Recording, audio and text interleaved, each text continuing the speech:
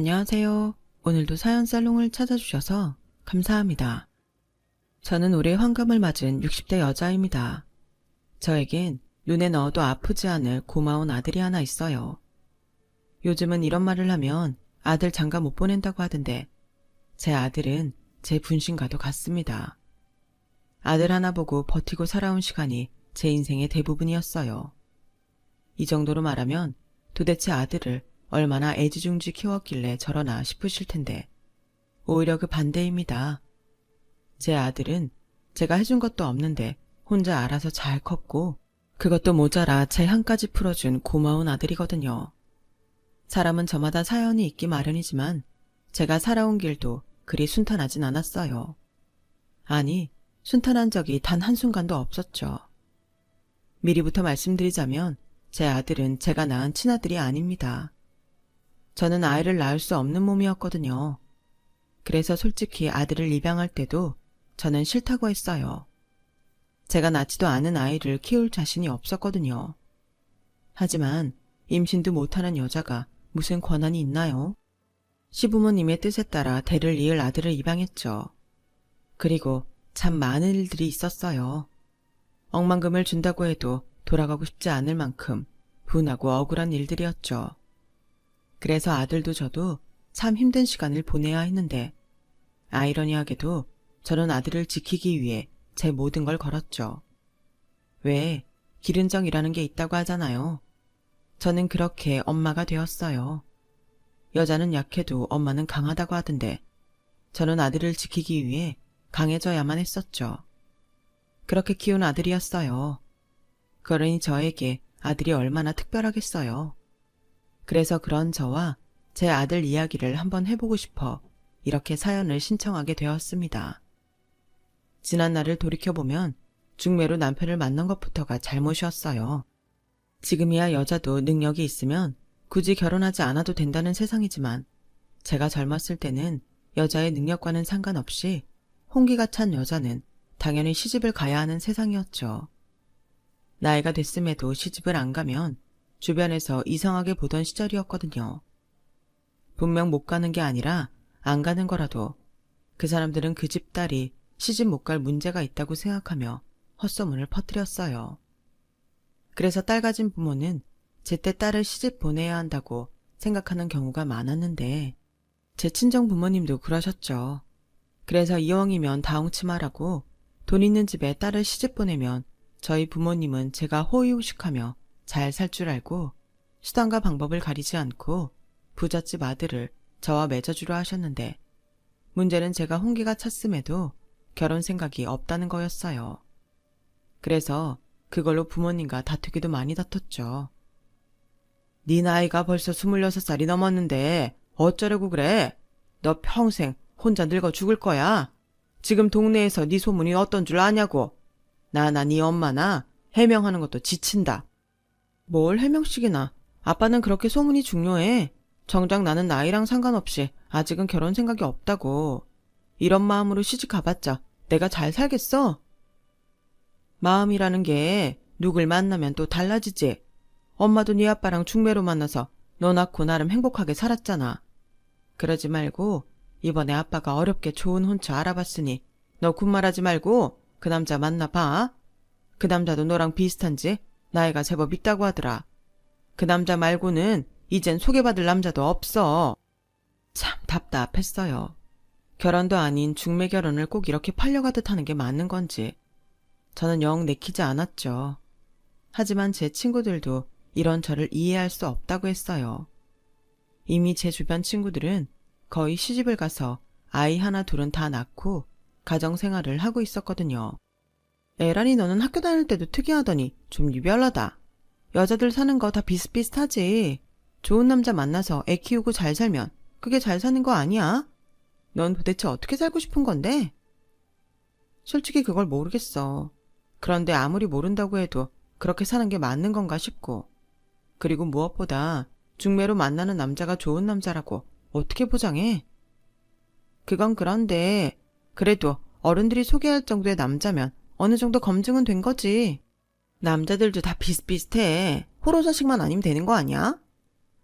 친구들까지도 저러니 세상에 제 편은 하나도 없는 것 같았어요. 그래서 일단은 집에서 만나보라는 남자를 만나보기로 했는데요. 만나지도 않겠다고 버티면 제가 너무 피곤했어요. 그래서 일단 만나고 그 남자가 제가 별로라고 말해주길 바랬죠. 하지만 그것도 제 뜻대로 되지 않았어요. 그때 중매로 만난 남자가 제 인생을 구렁텅이로 밀어 넣은 남편이었는데 결혼이 시큰둥한 저를 보고 호기심이 동했다고 하더군요. 에란 씨는 어쩐지 다른 여자들이랑은 좀 다르네요. 혹시 결혼하기 싫은 다른 이유라도 있으세요? 아니요. 다른 이유라기보다 결혼한다고 지금보다는 행복하다는 보장이 없는데 그런 모험을 굳이 해야 하나 싶어서요. 저도 당연히 좋아하는 남자를 만나면 결혼하고 싶었죠. 아, 연애 결혼하고 싶으시구나. 저는 남편의 말에 어쩐지 얼굴이 붉어졌어요. 사실 제가 소설을 무척 좋아했는데 그렇다 보니 연애라든지 필연이라든지 하는 것에 푹 빠져있긴 했거든요. 그리고 남편은 자기도 책을 무척이나 좋아한다며 자기 혼자 이 얘기 저 얘기를 늘어놓았는데 그때 알았어요. 남편은 저한테 호감이 있다라는 걸요. 그리고 남편이 자기 집에 가서 제가 마음에 든다고 했는지 그때부터는 저희 집에서도 본격적으로 저를 시집 보내기 위한 별의별 노력을 다 하셨는데 제 마음은 엉뚱한 곳에서 흔들렸어요. 에란 씨, 우리가 비록 중매로 만나기로 했지만 에란 씨가 원하는 그런 연애는 해볼 수 있지 않을까요? 나랑 합시다. 연애. 네? 연애를 하자고요? 나는 에란 씨가 좋거든요. 다른 여자들이랑 어쩐지 달라서. 그러니까 나랑 연애해요. 에란 씨도 날 좋아하게 되면 그때 결혼하면 되잖아요. 그래도 집에서는 그건 저한테 맡기고요. 어때요? 내 제안이. 이것도 빌어먹을 인연이었던 건지. 그때 처음으로 제 가슴이 쿵쾅거리고 뛰었어요. 중매로 나온 남자들은 다 뻔하다고 생각했는데 남편은 발상부터가 달랐으니까요. 그리고 남편과 만나는 내내 솔직히 나쁘지 않았는데 척박한 땅에도 꽃이 피듯 제 마음에도 호감이라는 게 생기더군요. 그렇게 시작은 중매였지만 저는 연애라 생각하며 남편과 결혼했어요. 저희 집에서는 마치 경사라도 난 듯 당신들이 할 수 있는 최선의 예단과 혼수를 준비해줬고 시댁에서도 그게 무척이나 좋았는지 며느리가 된 저한테도 참 잘해주셨죠. 시댁은 시아버님이 기름을 팔아 자수성가를 하면서 나름 그 동네에서 가장 잘 사는 집으로 유명했어요. 남편도 시아버님을 도와 일을 하고 있었는데 집안의 아들은 남편뿐이라 남편이 가업을 잇는 건 당연했죠. 그리고 시어머니는 제가 하루빨리 아들을 낳아서 대를 이어주길 바라셨어요. 얘 아가, 넌 무조건 아들만 낳아. 네가 만약 아들을 낳잖아? 내가 네가 원하는 건 뭐든 들어주마. 대신 네가 아들을 못 낳으면 그땐 나도 어쩔 수 없어. 그러니 너랑 나랑 잘 지내는 건 전적으로 너한테 달렸다 이 말이야. 너 내 말 무슨 뜻인지 알지? 이러면서 저한테 부담을 주시는데 너무 부담을 가진 게 문제인 건지 결혼하고 3년이 지나도 딸은커녕 단 한 번도 임신이 되지 않았어요. 그러니 해가 지나면 지날수록 저는 찬법이 되었고 처음엔 괜찮다던 남편도 점점 저한테서 멀어져 갔는데요. 그렇게 결혼하고 5년이 지날 즈음 부모님은 제가 불임인 것이 틀림없다며 저희 부모님을 찾아가 항의하셨어요. 마치 저를 불량품 취급을 하면서요. 내가 나이가 좀 있다고 했을 때부터 설마 했습니다. 다 이유가 있었던 거죠. 애도 못 낳는 저런 게 어떻게 여잡니까? 감히 내 집에 저런 하자품을 씹보내요? 사돈, 말씀이 지나치시네요. 하자품이라뇨.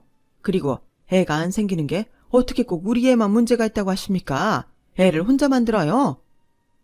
뭐예요? 그럼 지금 내 아들이 고자라는 거예요? 이 옆에 내가 돌았나? 누가 그렇대요. 확실한 것도 아닌데 왜 제 딸만 잡냐는 거죠. 그리고 저는 딸 시집 보낸 이상 남이라고 생각합니다. 그러니 행여 다시 저희한테 데려가라는 말씀은 하지 마세요. 어머 웃겨? 그러니까 자기들은 책임을 못 지겠다. 좋아요. 그럼 그냥 이혼시키고 쫓아내면 되겠네요. 마음대로 하세요. 저는 저희 엄마의 말을 듣고 솔직히 충격받았어요.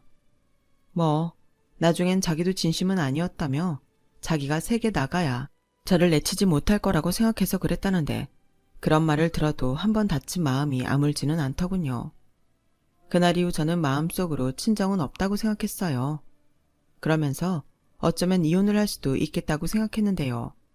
그때는 여자가 아이를 갖지 못하면 그걸로도 충분한 이혼 사유가 되는 세상이었어요. 그런데 이젠 남편도 마음이 예전 같지 않다고 생각했는데 남편이 이혼만큼은 하지 않겠다고 시부모님께 말하더라고요. 그때는 정말 의외였어요.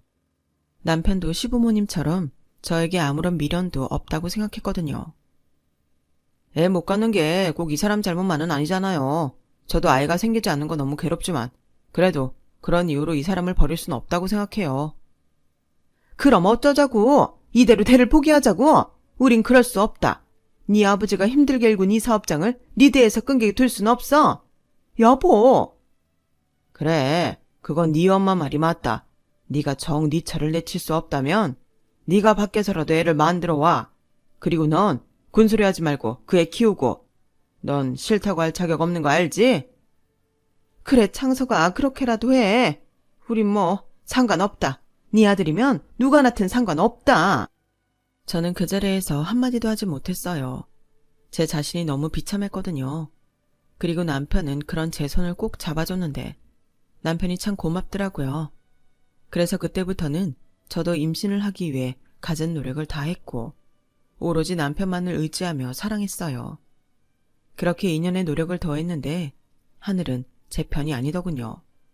결국 시어머니는 제 의사와는 상관없이 고아원에서 남자아이를 입양해 오겠다고 하셨고 저는 싫다고 했어요.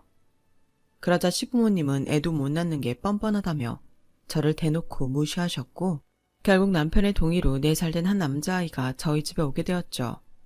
자, 여기가 이제부터 네 집이고 저 사람이 엄마야. 엄마라고 불러봐. 엄마. 그래, 고아원 원장이 똘똘하다고 해서 데려온 거니까 너 애 잘 키워라.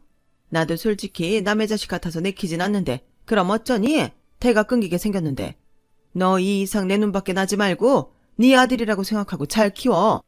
으휴, 다른 집 며느리는 애만 숨풍숨풍 잘 낳는다고 하던데 이게 무슨 창피야. 너 내 아들만 아니었음 진작에 소박감인 거 알지? 그러니 평생 내 아들한테 잘해. 하느님처럼 떠받들고 살란 말이야. 어머니, 그래도 그렇지 애가 물건도 아닌데 이런 식으로 데리고 오시면 어떡해요. 저도 마음의 준비가 안 됐는데. 마음의 준비 같은 소리 안 해. 왜? 꼴에 남이 애는 못 키우겠다는 거야? 내가 오죽하면 이래. 이게 다 애 못 낳는 너 때문이잖아. 그러니 그런 하자가 있으니 네 친정부모도 싫다고 하지. 내 아들도 동의한 일이고 혹시라도 나중에 내 아들이 밖에서 아들을 낳아오잖아? 그럼 얘랑 넌 내 집에서 아웃이야. 명심해. 시어머니는 그렇게 악다구니를 쓰고 영문도 모르는 아이만 남겨두고 저희 집을 나가셨어요. 아이는 잔뜩 겁에 질려 있었고 저도 그런 아이를 보니 속이 너무 답답하더군요. 그리고 어쩐지 이런 상황을 시어머니 말처럼 제가 만든 것 같았는데 그래서인지 아이한테 정이 가지 않았어요. 남편도 동의만 했을 뿐 갑자기 생긴 아들을 전혀 받아들일 생각이 없더군요. 그 때문에 아이는 맨날 집에서 눈치만 받고 저는 그것도 참 싫었는데요. 거기서 그러지 말고 네 방에 들어가서 놀아. 저기 엄마, 책 읽어주시면 안 돼요? 저는 아이가 저를 엄마라고 부르는 게 싫었어요. 제가 낳지도 않았는데 엄마라고 하니 그게 너무 싫더라고요. 그러니 아이가 책을 읽어달라고 해도 탐탁치 않았는데 시어머니 하도 잘 키우라고 엄포를 놓고 가셔서 마지못해 책을 읽어줬어요. 그리고 저에겐 그 시간이 정말로 참기 어려운 시간이었죠. 네, 저는 그리 좋은 엄마는 아니었어요. 그런데 그러던 중 남편의 행동에서 이상한 점들이 보이기 시작했고 출근할 때면 전에는 귀찮다고 하지 않던 멋을 부리기 시작하는데 여자가 생겼다는 걸 직감할 수 있었어요. 그리고 그뿐만이 아니라 남편은 출근하면 자정 전에는 집에 돌아오는 법이 없었는데 요즘은 왜 그렇게 늦냐고 물을 낮추면 남편은 전에는 내지 않던 화를 내더군요. 그것도 저를 완전히 무시하면서요. 사람이 늦으면 늦게까지 힘들게 일하나 보다 하면 될 일이지. 뭘 꼬치꼬치 물어. 내가 나 늦는 것까지 당신 눈치 봐야 해? 당신은 쟤나 잘 키워. 아니 여보, 꼬치꼬치 묻는 게 아니고 나도 걱정이 돼서 그러는 거죠. 맨날 늦게 오고 휴일도 없이 나가니까 몸이라도 축날까 싶어서요. 얼어 죽을 걱정은 무슨. 당신 지금 다른 집 여자들처럼 남편 바가지 긁는 거잖아. 왜 남들이 하는 건 다 하려고. 그런데 왜 남들 다 하는 임신은 못할까? 당신은 내가 늦든 외박을 하든 신경 꺼. 데리고 살아주는 것만으로도 감사한 줄 알라고. 남편의 행동은 하루가 다르게 차가웠어요.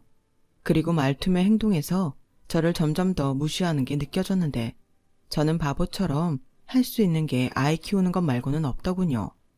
그래서 나름 아이라도 잘 키워 집안의 보탬이 되려 아이한테 신경을 쓰기 시작했어요.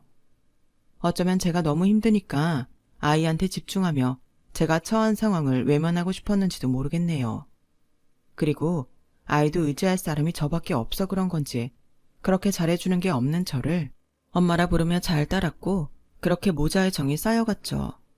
시부모님은 대를 이을 아이라면서 저한테 맡겨놓고는 그래도 남편의 아이가 아니라서 그런지 아이를 궁금해하지도 않고 보려고도 하지도 않았는데 어느 순간부터 그것도 서운했어요. 저나 아이나 이 집안에서 같은 찬밥 신세라는 생각이 들었거든요.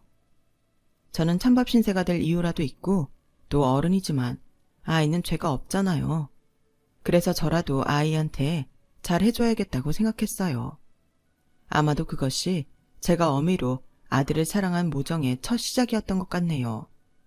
그리고 아들과 제 사이가 좋아지면 좋아질수록 저는 남편과 멀어졌고 제가 예상했던 일이 벌어지고 말았죠.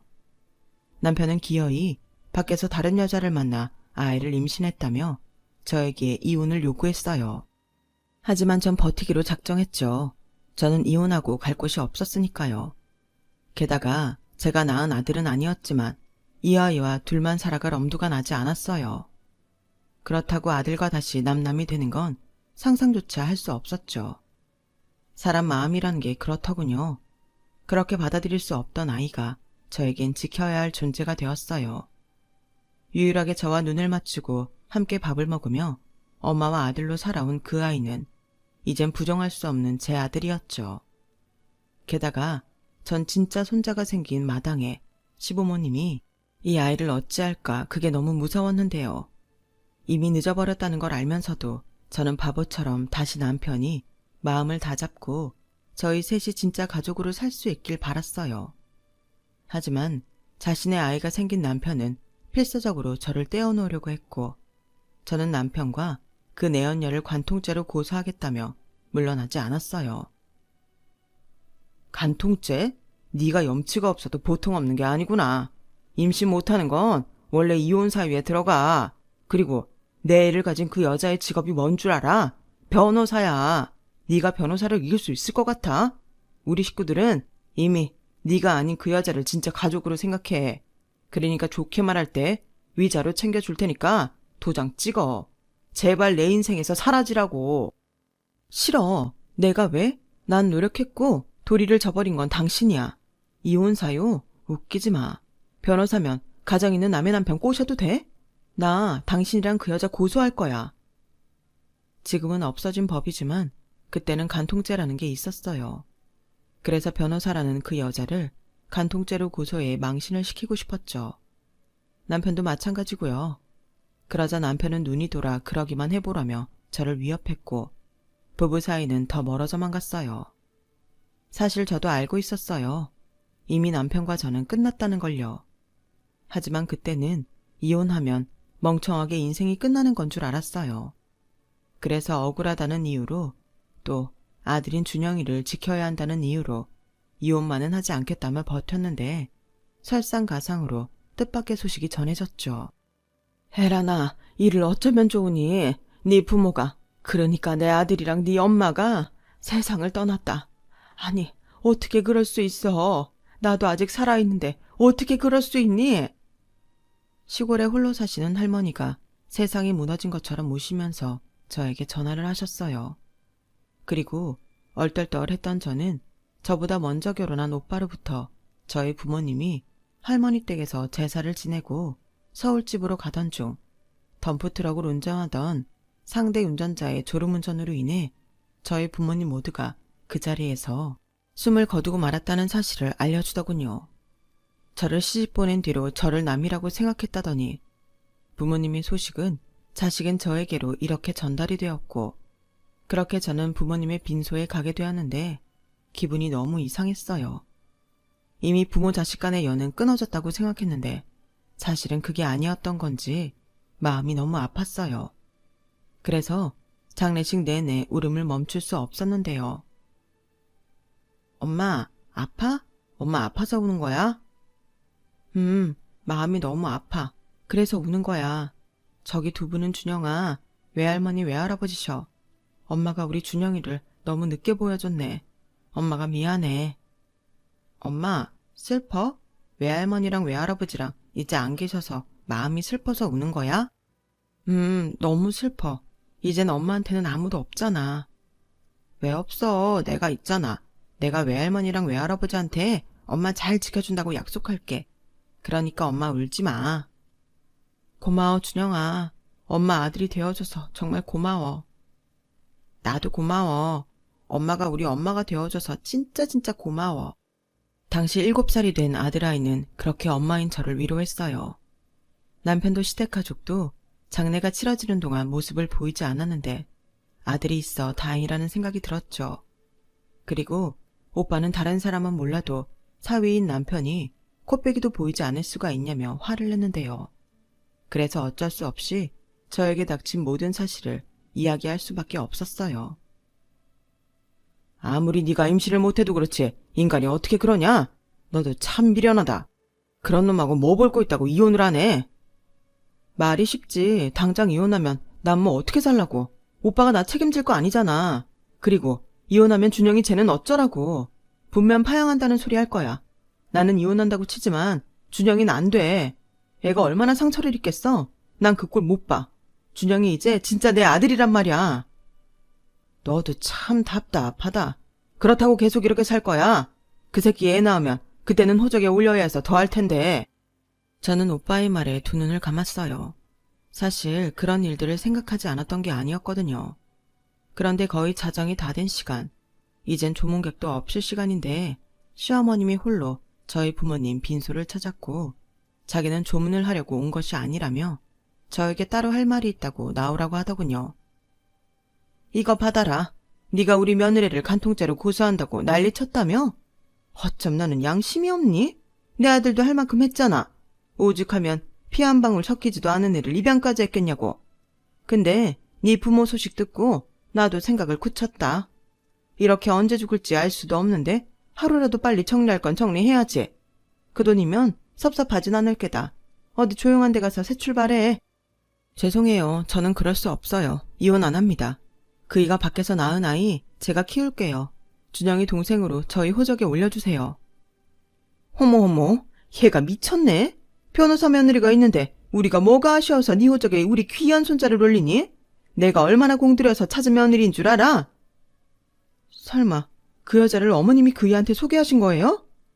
그래, 나도 확인을 해야지. 내 아들이 문제인지 네가 문제인지. 그래서 이왕이면 똑똑한 며느리가 나을 것 같아서 수소문해서 일부러 내 아들 만나게 했다. 왜? 문제라도 있어? 어머니, 아무리 그래도 어떻게 그럴 수 있어요? 자기 아들 바람 피우라고 여자를 소개하는 부모가 세상 천지 어딨냐고요. 여기 있다. 덕분에 내 아들한테는 아무런 문제가 없다는 것도 알았고. 글쎄, 뱃속에 그 아이는 내 아들의 피를 물려받은 아들이란다. 그러니 내가 너랑 쟤를 봐줘야 할 이유가 있겠니? 어차피 쟤는 내 아들이랑 아무 상관없는 애니까 파양하면 그만이고, 너도 그렇게 살 바에는 이 돈으로 새 출발하는 게 낫지. 어디 애 딸린 호래비 만나서 재혼하면 되잖아. 어머니! 저는 어머니를 향해 소리를 빽 질렀어요. 그러자 제 목청에 놀랐는지 시어머니가 깜짝 놀라셨고 저는 악에 받쳐서 이 돈 필요 없고 무조건 그 연놈을 다 콩밥 먹게 할 거라며 소리쳤는데요. 얼마나 소리를 질러댔는지 저는 그만 기절하고 말았어요. 장례를 치르는 내내 제대로 먹지도 못했는데 그렇게 악을 썼으니 기절할 만도 했죠. 그런데 제가 정신을 차리니 항상 제 옆에 껌딱지처럼 붙어있던 아들 준영이가 보이지 않더군요. 처음엔 오빠 내외가 데리고 갔나 해서 대수롭지 않게 생각했는데 한참이 지나도 아이가 보이지 않아 오빠와 새언니에게 물었어요. 그러자 새언니가 저희 시어머니가 아이를 데려갔다고 했고 저는 발인을 떠나는 차 안에서 그제야 사태의 심각성을 알게 되었죠. 저는 발인을 마치자마자 미친 듯 시댁으로 향했어요. 그러자 불안하게 시댁엔 아무도 없었고 회사 사무실에도 시아버님과 남편은 보이지 않았는데 밤이 되어서야 이 사람들이 작당을 하고 아이를 제가 찾을 수 없는 외딴 곳에 시설에 맡겼다는 걸 알게 되었어요. 뻔뻔한 이 사람들은 어차피 준영이는 아무 상관없는 아이라며 미안한 기색도 하나 없었는데 오히려 아이를 찾는 저에게 비웃듯 이렇게 말하더군요. 왜? 걔를 핑계로 내 아들 발목 잡으려고 했는데 네 계획이 틀어져서 굴이라도 났니? 내가 너 돈 필요 없다고 했을 때부터 알아봤다. 다시는 그 코와 얼굴 못 볼 거다. 준영이 어딨어요? 당장 애 어디에 있는지 말해요. 사람들이 어쩜 그래요? 자기들이 좋다고 입양해놓고 이젠 필요 없다고 아이를 다시 시설로 보내요? 당신들이 그러고도 인간이야? 좋아요. 이혼할게요. 대신 파양은 안 돼요. 그냥 제가 엄마로서 키울 수 있게 그냥 해줘요. 무슨 소리? 절대 그럴 순 없지. 그럼 우리 아들 후적에 걔가 계속 있어야 한다는 소리잖아. 그러다 네가 나중에 그 애 핑계로 내 아들이랑 내 손자 앞길 막으면. 각서라도 쓸게요. 다시는 나타나지 않는다고 각서 쓴다고요. 그냥 준영이랑 저 모자 관계로 살 수 있게만 해주세요. 저 돈도 필요 없어요. 저도 제가 그렇게까지 아들을 위해 모든 걸 다 포기할 수 있을지 그때까진 몰랐어요. 그런데 막상 아들이 제 눈앞에 없다고 다시는 볼 수 없는 곳에 있다고 생각하니 숨이 꽉 막힌 것처럼 숨을 쉴 수 없더군요. 게다가 부모님을 잃은 직후였기 때문에 준영이만큼은 잃고 싶지 않았어요. 그러자 시어머니는 그럼 이혼 절차부터 밟고 모든 것이 정리가 되고 나면 그때 아이가 있는 시설을 알려준다고 조건을 걸었는데 알고 보니 모든 계획이 남편의 내연녀인 변호사라는 그 여자의 주도하에 일어난 일이더군요. 결국 저는 아들을 되찾기 위해 그들이 원하는 대로 모두 해줬어요. 그리고 이혼은 일사천리로 진행되었고 제가 준영이를 앞세워 나타나는 순간 거액의 위자료를 지불한다는 조건의 각서에 사인을 한 뒤에야 제 아들인 준영이가 있다는 고아원의 주소를 알 수 있었어요. 그리고 그 다음 날 날이 밝자마자 저는 오빠의 도움으로 준영이가 있는 고아원을 찾았고 고아원 문 앞에서 멍한 눈으로 마치 저를 기다리는 듯한 아이를 보게 되었는데 바닥에 제 심장이 쿵 하고 떨어지는 기분이었어요.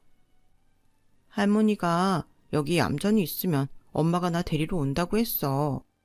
그래, 엄마가 늦게 와서 미안해. 우리 아들 엄마 많이 기다렸지? 괜찮아. 왔으니까 됐어. 저는 그렇게 잃어버렸던 제 아들을 다시 찾을 수 있었어요. 친정 오빠는 이대로 물러났다는 게 너무 억울하니 법으로라도 제대로 싸워보자고 저를 설득했지만 그냥 그때는 모든 것이 다 부질없고 하고 싶지 않더군요. 그저 준영이를 되찾은 것만으로도 너무 다행이고 감사했어요. 그래서 그 후로 더는 남편과 그 집 사람들과 엮이지 않도록 최대한 멀리 떨어진 곳으로 가기로 했고 오빠의 도움과 부모님이 남겨주신 재산을 가지고 시골이긴 했지만 학교 앞에서 작은 분식집을 차렸어요. 장사는 처음이라 시행착오가 많긴 했지만 제 힘으로 아들애와 산다는 것이 뿌듯하기만 하더군요. 처음에는 그렇게 겁이 났는데 막상 닥치니 아무것도 아니었어요. 그때였죠. 아, 이래서 여자는 약해도 엄마는 강하다고 하는 거구나. 저는 아들을 위해서라면 그 어떤 고생도 할 수 있을 것 같았어요. 그래서 아들의 미래를 위해서 열심히 벌고 또 벌었는데 아들도 그런 제 마음을 아는 것인지 참 바르고 똑똑하게 자라주었어요. 초등학교 1학년 때부터 반장을 놓치지 않더니 고등학교 3년 내내 전교 1등을 놓치지 않을 정도였죠. 거기에 공부하느라 자기도 힘들 텐데 집에 오면 꼭 제 어깨며 다리를 주물러주고 뭐든 자기가 도울 수 있는 일이라면 제가 말하기도 전에 움직이는 저에겐 세상 무엇과 바꿀 수 없는 효자 아들이었어요. 그러니 동네에선 저도 덩달아 유명했는데 행여 공부 잘하는 아들을 제대로 뒷바라지하지 못할까봐 정말 악착같이 살았어요. 비록 남편과 시댁을 피해 깡촌까지 내려와 살았지만 아들은 꼭 서울에 있는 대학에 보내고 싶었거든요. 그리고 아들은 당당하게 서울대 법대에 입학했고 아이가 낳은 모교와 동네에서는 잔치까지 열어줄 정도였는데 그 순간 아들이 얼마나 대견하고 고마웠는지 모릅니다. 한 아이를 키우려면 마을 전체가 필요하다고 저도 저지만 이 많은 사람들이 제 아들을 같이 키워준 그런 기분이었어요. 그런데요, 대학에 들어간 뒤엔 아들 얼굴 보기가 하늘의 별 따기만큼 어려운 일이 되었어요. 그렇게 힘들게 공부해서 들어간 대학인데 어째 대학에 들어가서도 더 힘들게 공부를 해야 하더군요. 준영아, 밥은 잘 먹고 다니는 거야? 도통 볼 수가 없으니 엄마가 너무 걱정된다. 엄마, 걱정하지 마. 아들 잘 챙겨 먹고 공부 열심히 하고 있어. 꼭 사법고시 합격해서 우리 심혜란 여사 행복하게 해줘야지. 그것도 좋지만 너무 힘들면 좀 쉬면서 해. 엄마는 네가 어떤 일을 하든 너만 좋다고 하면 아무것도 상관없어. 첫째도 건강이고 둘째도 건강이다. 알아. 건강해야 우리 엄마랑 오래오래 호의호식하면서 살지. 엄마, 조금만 기다려. 아들이 금방 성공해서 세상에서 가장 행복한 사람으로 만들어줄게. 남들은 자식이 속썩여서 힘들 때도 있다고 하던데 저는 그런 것도 모르고 살았어요. 처음엔 뭣도 모르고 우리 아들은 속 안 썩여서 다행이라고 생각했는데 나중엔 그것도 미안하더군요. 철이 너무 빨리 들게 한 것 같아서요. 공부도 그런 것 같았어요. 그래서 무조건 성공해야 한다는 강박을 갖고 있는 것처럼 보여서 아들이 짠하기만 했는데 결국은 지금은 사라진 마지막 사법고시를 치르고 자기가 바라는 검사가 되었어요. 당당히 자기 꿈을 이룬 아들을 보며 저는 얼마나 자랑스러웠는지 모릅니다. 부족한 엄마 밑에서 어떻게 저렇게 훌륭하게 자랐을까. 잘 커준 아들이 너무 고마웠죠. 아들은 오히려 저한테 고맙다며 제 앞에서 큰 절을 했어요.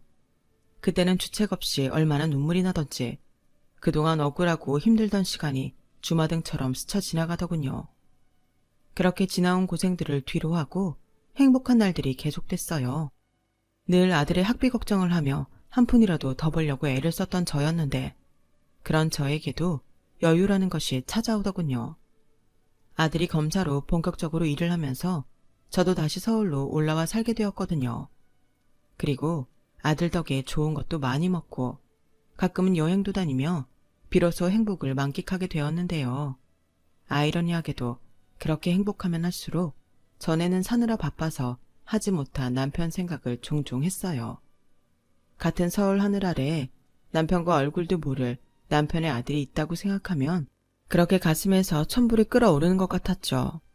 그래도 그런 제 마음을 아들에겐 들키고 싶지 않았어요. 그래서 최대한 다 잊은 것처럼 아들 앞에서는 태연하게 굴었는데 그러던 어느 날 무슨 사건을 맡았는지 아들 얼굴이 계속 좋지 않더군요. 얼굴이 날이 가면 갈수록 수척해지는데 걱정을 안 할 수가 없었어요. 그래서 한 번은 보양식이라도 만들어 아들을 먹일 생각으로 음식을 하고 있는데 그날따라 집에 일찍 온 아들에게서 충격적인 말을 듣게 되었네요. 그때는 차마 표정 관리도 할 수 없었네요. 엄마, 이 말을 할까 말까 고민을 많이 했는데 엄마도 알아야 할 것 같아서. 왜? 무슨 일인데? 내가 이번에 맡은 사건이 좀 큰 사건인데 아무래도 아버지랑 연관이 있는 것 같아. 뭐? 아버지? 그게 무슨 말이야? 그 인간이 무슨 죄를 지었어? 아니, 죄 지은 사람은 아버지 아들이지. 친아들.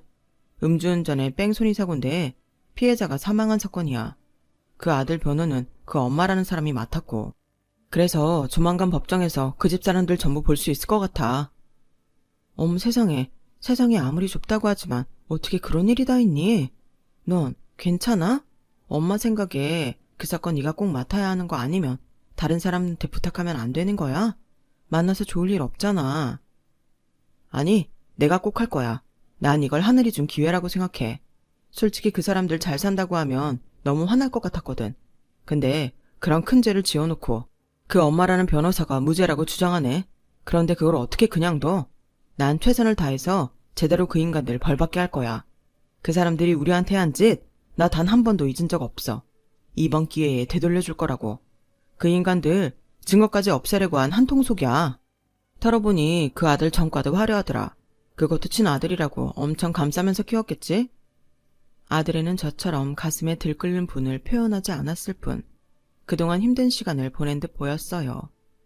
그걸 이제야 알았다니, 엄마로서 그것도 알아차리지 못했다니 너무 미안하더군요. 그리고 저는 아들이 냉정하게 공과 사를 구별할 거라는 걸 믿으면서도 행여 자기 복수 때문에 그동안 힘들게 쌓아놓은 공을 무너뜨릴까 걱정이 되었는데요. 아들은 사명감 때문인지 복수심 때문인지 점점 그 사건 조사에 집착했어요. 얼마나 많은 증거들이 있는 건지 매일 잠도 제대로 자지 못하고 재판 준비를 하더군요. 그렇게 더딘 시간이 흘러 드디어 재판 하루 전날이 되었어요. 그날은 모든 준비가 다 끝났는지 모처럼 아들애가 집에 일찍 와서 함께 저녁을 먹었는데 저녁을 막 먹은 뒤 초인종 소리가 울렸죠. 올 사람이 없는데 의아해 하면서 인터폰을 확인하는 순간 저는 그 자리에서 얼어버리고 말았어요. 30년도 훌쩍 넘은 시간 동안 보지 못한, 아니 보고 싶지 않던 전 남편이라는 남자가 인터폰 화면에 있었거든요. 인터폰을 확인한 제가 머뭇거리자 아들애는 자기가 문을 열겠다며 현관문을 열었어요. 그러자 아들애를 알아보지 못한 전 남편이 문이 열리자마자 아들 앞에서 무릎을 꿇었고 최대한 선처를 해달라며 빌기 시작했어요. 여기는 어떻게 알고 오셨죠? 이러시면 곤란합니다. 당장 돌아가세요. 검사님, 제 아들이 아직 철이 없습니다. 그래서 세상 무서운 것도 몰라요. 하지만 그때 그 일은 정말 사고였고 부디 처벌 좀 가볍게 부탁드립니다. 아니, 그런 걸 왜 저한테 말씀하세요?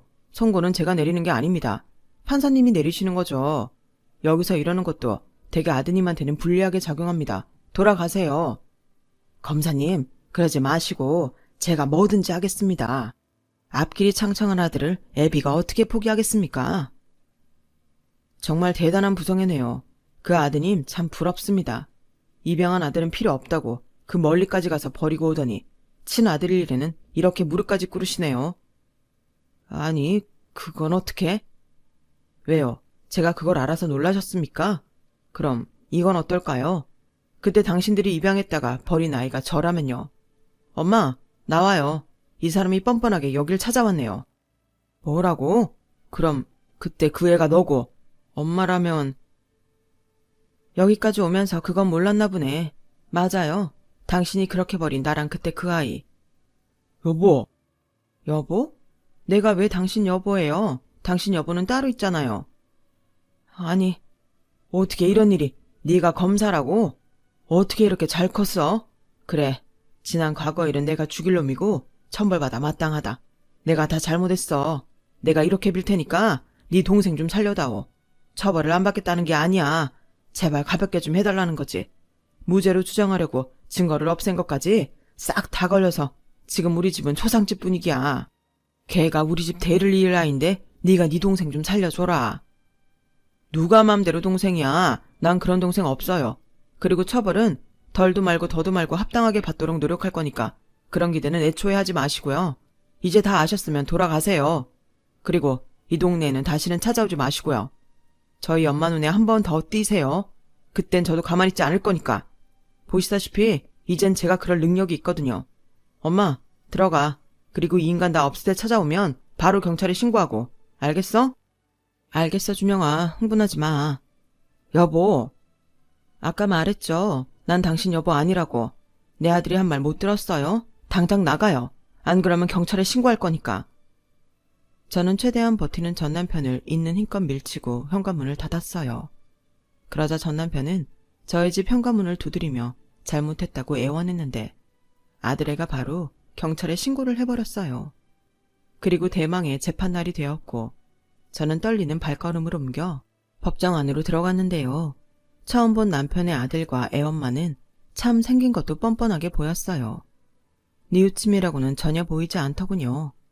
그런데 재판이 시작하니 무슨 연기자라도 되는 것처럼 판사 앞에서 그 아들이 유족에게 죄송하다며 펑펑 울었고 그 어미이자 변호사인 여자는 뻔뻔하게 무죄를 주장했는데 제 아들은 그럴 줄 알았다는 듯 증거를 없애려 현장에 다시 나타난 그 어미이자 변호사를 또 다른 공범으로 주장하며 사건을 일단락시켰어요. 그 아들은 징역 25년을 받았고 그 어미는 징역 7년을 선고받았죠. 제 마음 같아서는 사람이 죽었는데 그것도 약하다는 생각이었지만 아들은 최선을 다했어요. 하지만 이를 인정할 수 없다며 시부모님은 입에 개거품을 물며 법정에서 난리가 났고 결국엔 쫓겨나게 되었는데 그때 저와 눈이 마주쳤죠. 아마도 남편에게 모든 걸 들은 듯한 눈치였어요. 그러자 시어머니가 저를 향해 달려오더니 바지가랑이를 붙들며 저에게 당신 손주 좀 살려달라고, 당신 손주가 너무 불쌍하지 않냐며 되도 않는 억지를 부리는데 그제야 30년 넘게 꽉 막혀있던 속이 뚫린 것 같았어요. 제가 하지 못한 복수를 제 아들이 해준 것 같았죠. 아들은 그런 저를 향해 승리의 미소를 지었어요. 그런 아들을 보며 처음 시어머니 손에 붙들려 제게 온 아들의 모습이 떠올랐는데 나는 앞으로도 저 아이를 위해 모든 걸 할 수 있는 엄마가 돼야겠다고 생각했네요. 그리고 징역 선고를 받고 너무 억울하다며 아까와는 달리 난동을 부리는 그 아들을 보며 그렇게 유난을 떨고 난리를 치더니 자식 교육을 어떻게 시킨 건가? 그저 그 사람들이 모두 한심하게 보였어요. 그 자식을 보면 그 부모가 보이는 건데 또 한 번 잘 커준 아들이 고마운 순간이었습니다. 비록 많이 늦긴 했지만 그래도 그들이 합당한 벌을 받은 것 같아 비로소 저도 홀가분해진 기분이었어요. 바람이 있다면 그들이 감형을 받는 일 없이 지은 죄값을 모두 치렀으면 좋겠네요. 그리고 그 일로 제 아들도 지난날에서 벗어나 안 좋은 기억은 모두 잊고 행복하고 보람있는 삶을 살았으면 합니다. 하루라도 빨리 좋은 짝을 만나 행복한 가정을 이뤘으면 좋겠고요. 저는 현재 다시 평범하고 소중한 일상으로 돌아와 하루하루 알차게 지내고 있어요.